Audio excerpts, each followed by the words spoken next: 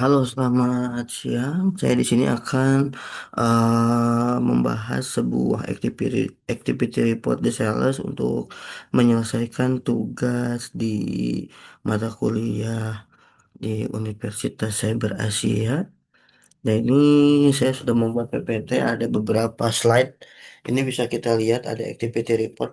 Dan untuk kali ini saya akan membahas sebuah perjalanan sales untuk menjual produk-produk yang ada di ISP untuk Internet Service Provider. Saya membuat tiga jenis produk yang bisa dijual yaitu internet, metro E, dan data center. Dan ini di bawahnya juga ada nama-nama yang memang menjadi tumpuan nama dari produk itu yaitu ada internet di premium dan dedicated internet.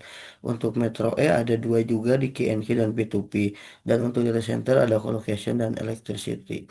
Untuk internet ini kenapa saya tandain 50%, karena kebanyakan perusahaan-perusahaan itu biasanya menggunakannya internet gitu ya, apalagi perusahaannya yang startup dia tidak membutuhkan banyak koneksi untuk kemana-mana seperti halnya perusahaan startup di ya yang kita tahu lah ya. Nah, untuk Metro ini kenapa saya kasih dua juga KNK dan P2P, biasanya ini sudah menjalar di sebuah perusahaan-perusahaan besar. Untuk KNK ini biasanya mereka mempunyai hubungan connectivity antar gedung gitu ya. Misalkan dari gedung Tamrin ke gedung Wisma atau di Bumi Putra gitu ya. Nah, itu bisa menjadi salah satu solusinya untuk terhubung ke sana menggunakan jasa Metro E dengan konfigurasi KNK gitu ya. Nah, untuk P2P ini sendiri, biasanya P2P ini hanya terbilang hanya satu pilihan saya yaitu dengan switch mode akses gitu ya. Ini sama halnya seperti KNK, namun KNK ini ketika ada sesuatu, misalkan kita mau ada penambahan ke gedung A atau backhaulnya itu di gedung tadi di Tamrin mau ke gedung mana saja, nah itu bisa menambahkan VLAN dengan phrasing yang sudah ditentukan oleh sales gitu ya. Nah, untuk P2P ini biasanya hanya switch port mode akses hanya bisa satu pilihan saja, bedanya dengan KNK itu sih sebenarnya. Dan untuk data center ada colocation dan electricity. Biasanya perusahaan-perusahaan itu bingung menyimpan data di mana.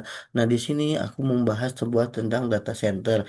Data center kita yang udah kita tahu adalah banyak banget, ada di DCI, Jatiluhur, ada di Taman Tekno, dan itu beda-beda perusahaan gitu ya.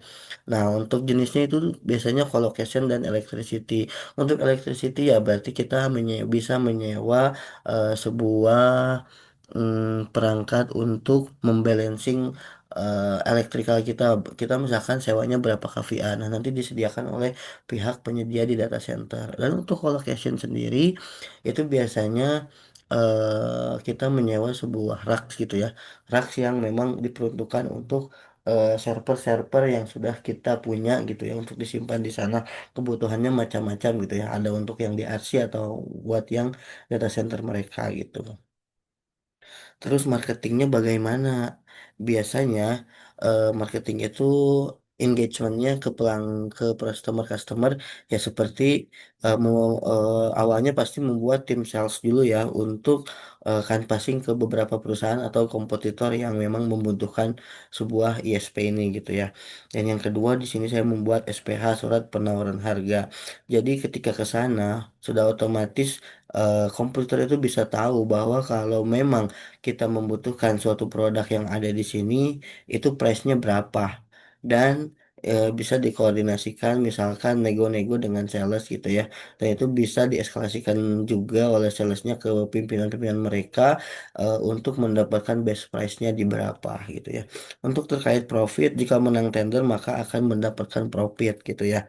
Dan untuk eh di sini juga target marketnya di beberapa perusahaan gitu ya. Biasanya ke ISP ini biasanya kita menyediakan ISP. Mereka juga ISP biasanya mereka membeli bandwidth ke kita dan mereka itu menjual bandwidthnya lagi. Seperti sekarang lagi banyak itu RT RW-net. Nah, seperti itu sih. Dan untuk kedua yaitu ada di government. Government itu seperti perusahaan-perusahaan besar ya, perusahaan yang sudah memang BUMN gitu ya. Untuk finance biasanya di banking. Nah, bagaimana sales reportnya?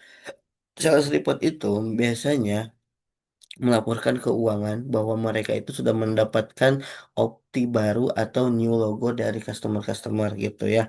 Ini biasanya ada biaya OTC. OTC ini one time charge, hanya dibayarkan satu kali ketika ada pemasangan baru gitu ya. Selebihnya itu hanya ada biaya bulanan yang mendapatkan profit.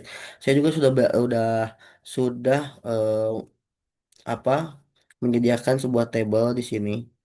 Ini ada sebuah contoh di sini ada yang menyewa Metro full akses gitu ya. Nah, ini di ada OTC-nya. OTC-nya itu biaya pemasangan 5 juta gitu ya. Dengan bandwidth hanya dengan 5 Mbps. Lalu untuk MRC-nya per bulan berapa? Nah, di 3.050.000. Nah, ini charger price ini biasanya hanya satu kali juga. Nah, ini customer price yang akan dibebankan di per bulannya gitu. Oke, mungkin hanya itu yang bisa dapat saya sampaikan. Terima kasih atas kesempatannya. Assalamualaikum warahmatullahi wabarakatuh.